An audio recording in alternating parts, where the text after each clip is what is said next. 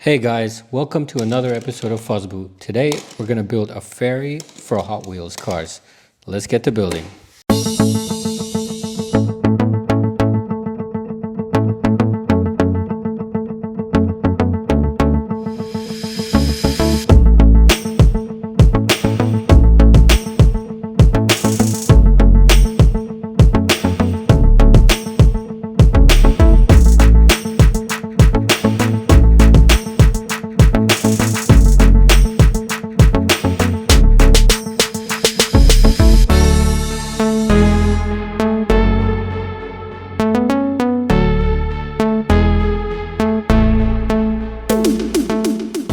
So that's a build, guys.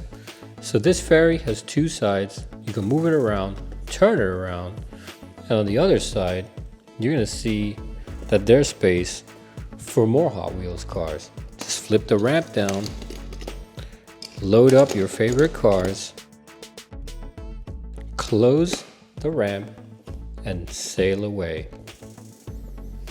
Hope you guys enjoyed this video. If you did, please click like, and I'll see you next time. Thanks. Bye.